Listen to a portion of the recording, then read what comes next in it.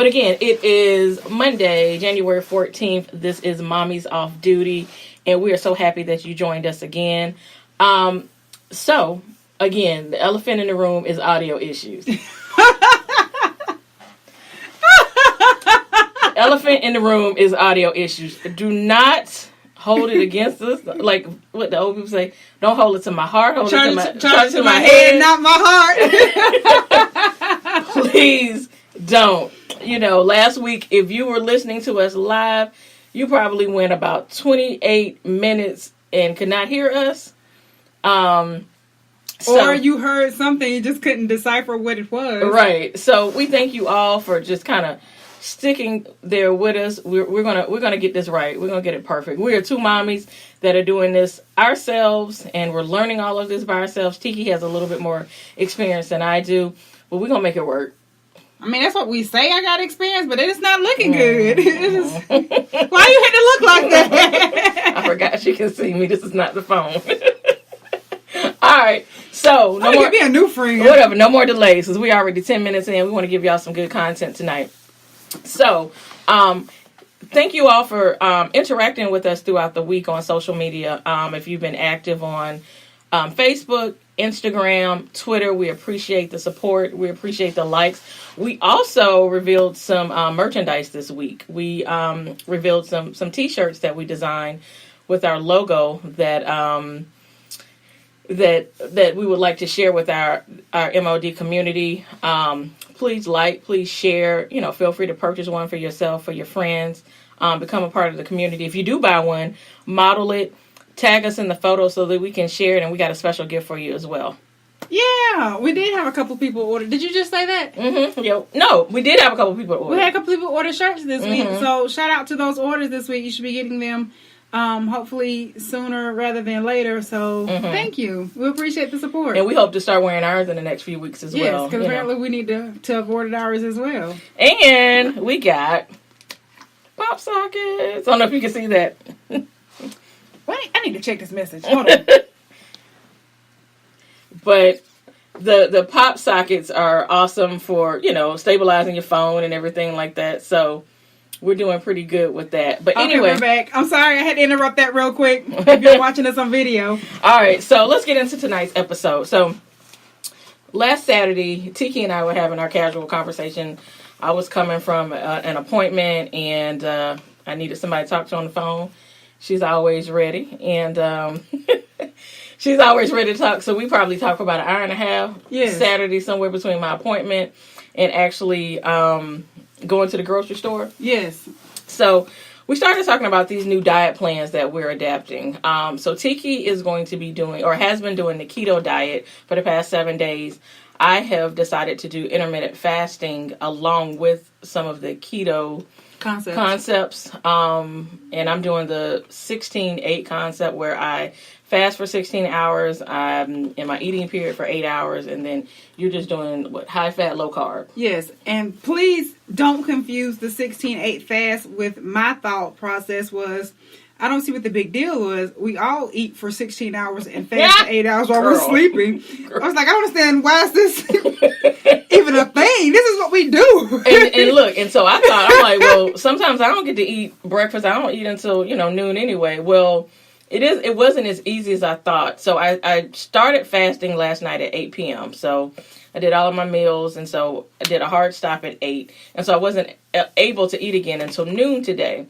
Well, about 8:30, I was like, oh, I'm kind of hungry. But I wasn't... 8:30 this morning? Yeah. Yes, because normal people are eating at that time. Well, I wasn't expecting that, but I think it was more psychological because... No, normal people are eating breakfast by 8:30 in the morning. Well, so you're able to do water, black coffee, and like green tea or some type of herbal tea. So I don't have a problem with the water. I do that all morning, all day anyway. So I added some tea. I did 2 cups of tea. I did some water right until 12. And I put an app on my phone that actually alerts me, not that I would forget anyway, but actually alerted me that I was in my eating period. And so... Wait, so you had to put an app on your phone? Well, also to manage, to track my weight and my progress. Because I can tell you right now, unequivocally, I will never need to put an app on my phone to tell you to eat. To tell me to eat. I need the apps on my phone to tell me not to eat. Agreed. Like, I need the apps to say, quit eating now. You just ate 5 minutes ago. Yeah, you just had a sandwich and an apple and a banana and a yogurt and some oatmeal. Low fat. Steel cut. Yes. 48 minutes ago, you cannot be hungry again. But I can guarantee you, I will never need an app to tell me, hey, you need to eat. You know, I'm a task-oriented person. I got that task. I have 100 reminders in my phone for the same mundane tasks I do every day, even tasks for my kids and all that kind of stuff. So that's just one of my quirks. Don't worry about that. You are quirky. Yeah, that's just one of my things. So I think I had a really good day. I don't feel like I'm a die doing this. But I also don't see how I'm going to get results. But I'm not going to doubt it yet. I don't want to. Okay, so when you researched this diet plan, what were the types of results that you were seeing that made you say, hey, I think this is something I want to do? Well, not so much the research. So my mother-in-law told me about this months ago, back in the summer. So a friend of hers at work did it, and of course it's a man, so this probably isn't even comparable. But he lost like 30 pounds in like a 2-month period. Okay. I'm like, now that's the kind of results I'm going for. A man. Okay. But I figured if nothing else, I can lose half of that. Okay. That's a good jump start. Yes. Right. And she kept saying, well, Nat, this is easy for you because most of your day, you're busy in the morning and then you have your afternoon and dinner period with your family, and then you can stop right away and prepare for the next day. I'm like, you're right. I don't work any type of swing shift. I don't have to worry about my hours not being regulated. I work the same time every day. So I said, yeah, I can stick to that. So it came recommended from her. And then also, of course, I did some online research. And there are a lot of moms that did it. And they said it worked for people that had pretty hectic schedules in the afternoon, in the latter part of their day, which is what happens to me is typically once I get off of work, I'm immediately in grind mode. It's something to do. Someone needs to be somewhere. I need to get home to cook dinner, eat dinner, get baths done, whatever I'm doing in my afternoon. But it works you can get all of your meals done in this 8-hour period. And that part of it is out of the way. And I don't make the mistake of eating bad early in the morning. Like you get up and you like, I'm hungry, but I didn't prepare and I don't have any fruit. I don't have anything. So you eat a Danish or something like that. Okay, yeah. I have until noon to consciously make a decision about what I'm going to eat for the rest of the day.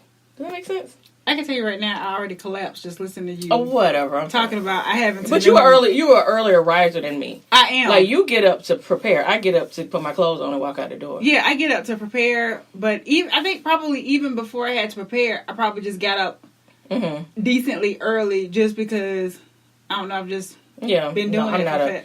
I'm not an early riser. I literally got it down to the minutes in my house. If I'm up at a certain time, the oldest one is up at a certain time. The baby is right behind her.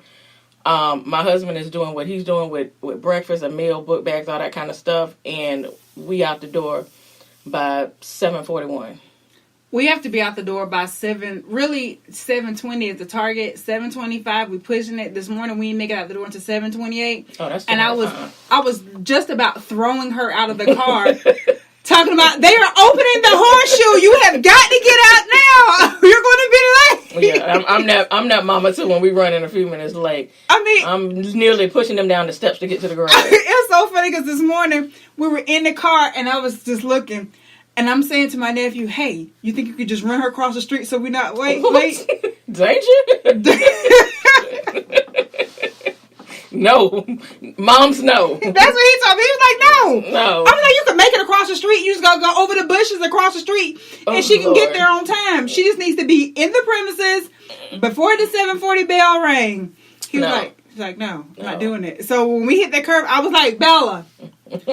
Get your book bag on. Take your seatbelt off. Oh, yeah, you got to be ready. You got to be ready. She's like, well, should I put my book bag on or do I just hold? I was like, get your book bag now. I don't care what you do. Get it now. Well, Mommy, let me just tell you. No, you don't have any time to tell me anything to get out now. Yeah, and I don't like, and you know what? That's another thing. I don't like mornings like that because I feel I'm so discombobulated by the time everybody's where they need to be. I almost feel like I need to call the school. Like, she all right. But you know what? I do better on mornings when I'm there by myself, because my husband is home on Mondays and Tuesdays. Oh, yeah. So he gets up and he's making breakfast. He's getting bottles ready. He's making getting the girls ready and everything. I can sleep in till like 6:15. Mm-hmm. So, you know, for some reason, and that's why he doesn't think that I can actually manage this on my own when he's not there. But little does he know, we actually get out the house faster when he's not there, because I'm up at 5:30. So the pity patting that I need to do in my mind, because I need to pity pat. Mm-hmm. Like, I've got to get myself prepared. I don't do coffee, so I got to get myself prepared. So I've already done all that by 6 o'clock. So I'm ready. I know, well, he started Bella out on having her breakfast ready at 6:15, 6:20. Mm-hmm. So I know that's my target. 6:15, 6:20, have her breakfast ready. Mm-hmm. Then she can sit there and just kind of over the breakfast for a while. It's not a big deal. If the baby gets up, I can go ahead and feed her, get her dressed and everything. Put her back in her playpen while I'm getting Isabella dressed, and then I can go get myself dressed, and we out the door on time. Yeah, it's less distraction. I think I said something to you about that the other day. Something I was saying, I was like, I did better by myself. Yes. I don't know what the task was, but I'm like, I worked that out better.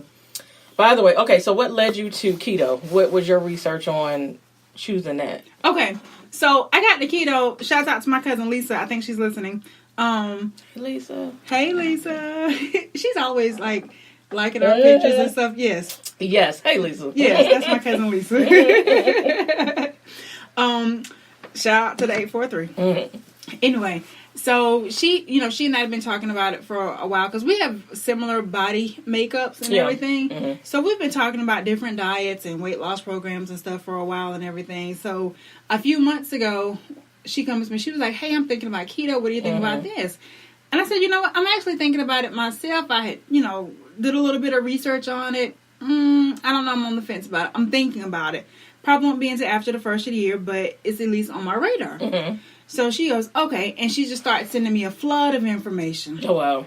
I know. Catonics. But it was okay though. It was okay though, because it was the information that I needed and everything. So then I'm talking to my husband about it. I'm like, "Hey, I'm thinking about doing this with Lisa. What do you think?"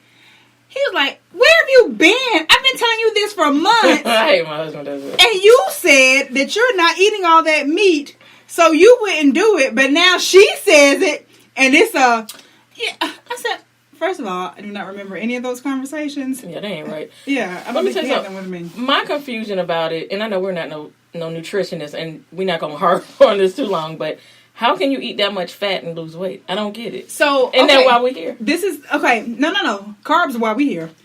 And carbs and sugar. So this is the science behind it, just briefly broken down. Mm-hmm. So your body uses carbs to break that down, make it into energy to fuel your body and everything, right?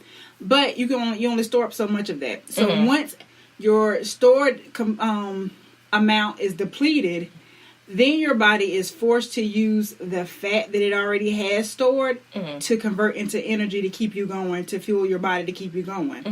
So usually the first few days that you're on keto, you are losing a lot of water weight, which I now understand why they say that's water weight. And that's because the water bonds to the carbohydrates.